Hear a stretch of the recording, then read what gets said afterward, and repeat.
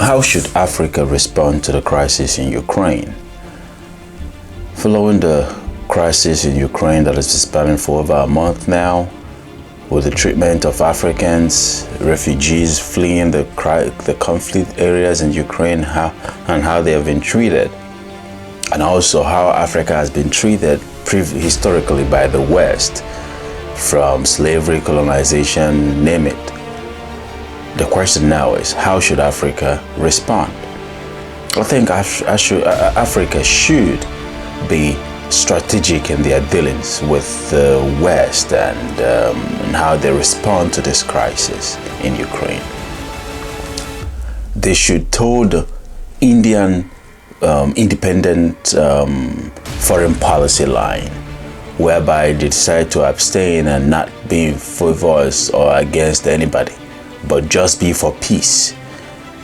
And they should not send any form of military assistance to the Ukrainians. Rather, they should send humanitarian assistance to assist those who are wounded and the rest of them.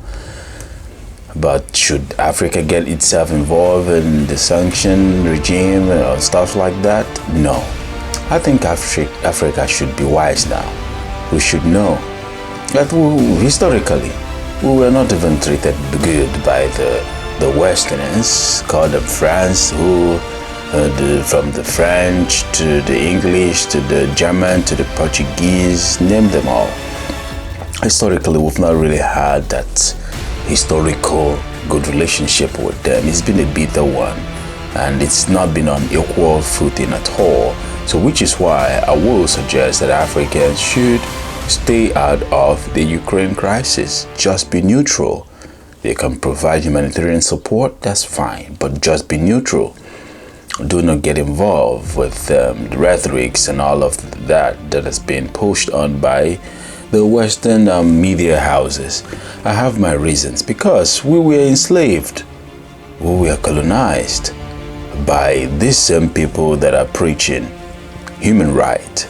So, which is why India looked at the whole situation and said, well, historically also they have been colonized by the British, and today the British is preaching human rights and respecting of territorial integrity, which is why I presume that is why India decided to abstain and be neutral.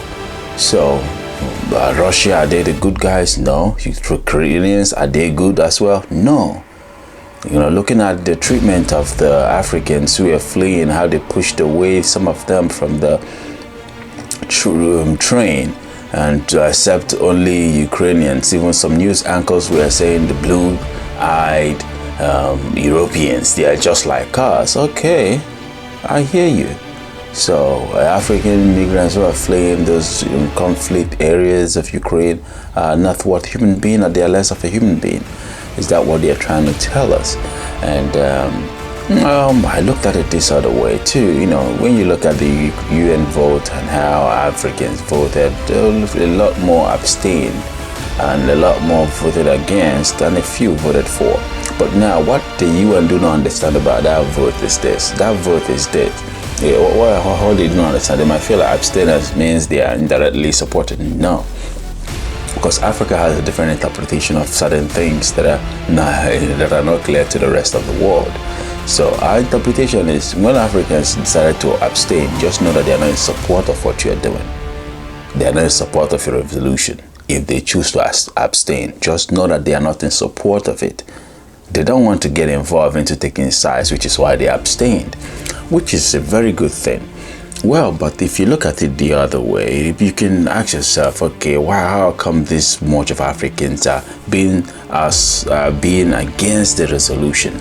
Because they looked at it historically. These people, the people pushing the resolution, have human rights questions to answer. So until all those are being investigated and treated equally, there and then they can be in support of any resolution. So because Africans believe that it was premature to suspend Russia out of the Human Rights Council of the United Nations, because according to due process. They say investigation has to be carried out, and there was no investigation carried out by an independent body, which is why most of them abstained, like Niger, Nigeria, name them, and the countries like Mali, Ethiopia, Eritrea voted against that resolution. That should be a signal to the West and to the rest of the West that the global South are not in support of the resolution. Rather, we have a different point of view. The global South Africa wants a peaceful resolution, but those who are sending weapons and ammunition to Ukraine, I'm sorry, we Africans, we are looking at it, we have our own philosophy, ideology, traditional philosophy as to how we look at those who push on for more fighting and those who call for peace and try to mediate amongst peace for a peaceful process. So however, we will look at these two groups of persons, which is why Africa decided to abstain. It's for some of these reasons. So now I had news coming out of Ethiopia that some Africans are going to the Russian embassy, telling them that they want to enlist to go fight for Russia. That is a signal to the West that, look, you are not the bad, you are not a good guy either. Russia might be the bad guy, Ukraine might be the bad guy, but you also are not the good guys.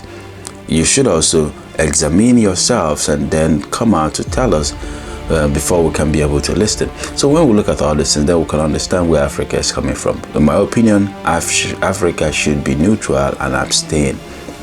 Should not give any support to any form, which is why I'm glad that the African Union rejected Zelensky's plan to come and address us. Why would he address us? We kind of we are not people you can just come and clear out this media theatrics with. Now we have cultures and distance. So if you're telling your soldiers to fight, go there and encourage them to fight. We are for peace. If you're ready to talk for peace, we can come in and talk for peace and see how we can mediate.